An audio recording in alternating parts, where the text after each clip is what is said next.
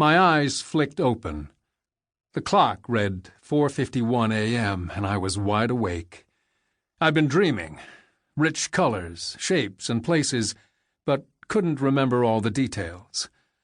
It didn't matter. I climbed out of bed and shuffled down the hallway. Rachel Swenson sat in an armchair by the front windows. The pup was asleep in her lap. "Hey," I said. She turned, face paled in light from the street, eyes a glittering reflection of my grief and guilt. "Hey." That dog can sleep anywhere. I pulled a chair close. Maggie slipped an eye open, yawned, stretched, and went back to sleep. "I should be staying at my place," Rachel said. "I like you here." She tickled two bandaged fingers across the top of the pup's head and ran her eyes back toward the windows.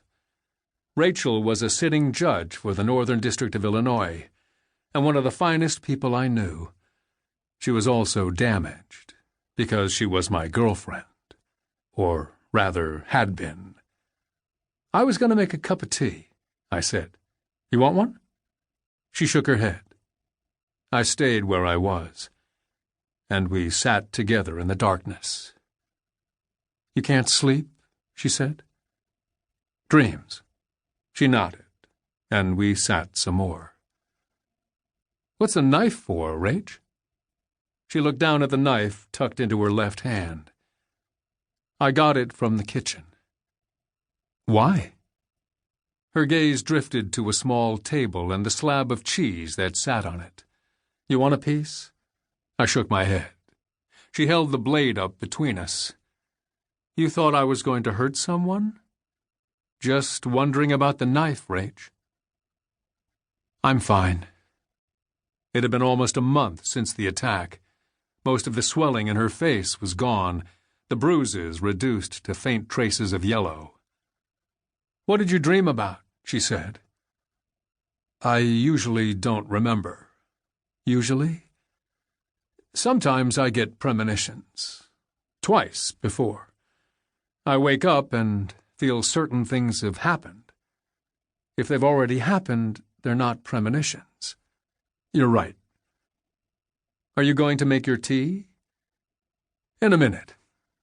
"Tell me about them," she said, cutting off a small slice of cheese and nibbling at a corner.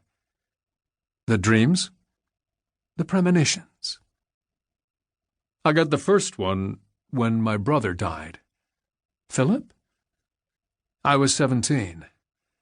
Woke up in the middle of the night and walked out to our living room." "And?" "I sat in front of the phone and stared at it for 10 minutes until it rang. The warden told me he'd killed himself. Hung himself in a cell with his bedsheet. But it wasn't anything I didn't already know." "I'm sorry."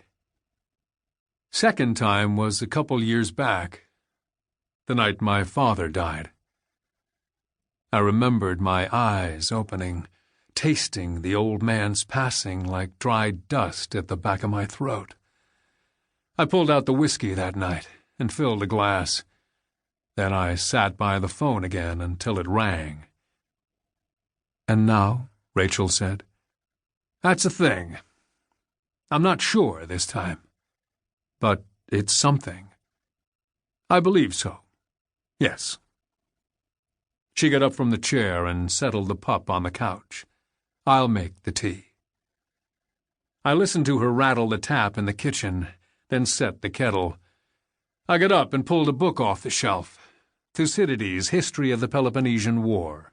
It took me a moment to find the passage, Book 2, Chapter 7, the historian's description of the plague of Athens.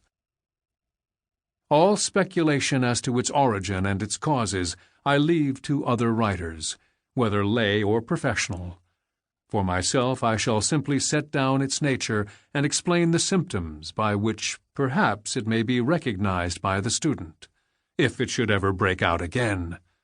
This I can the better do, as I had the disease myself, and watched its operation in the case of others." I thought about Thucydides, surrounded by death, touched himself, scribbling down its essence for us to read 2,400 years later. I'd lied to Rachel.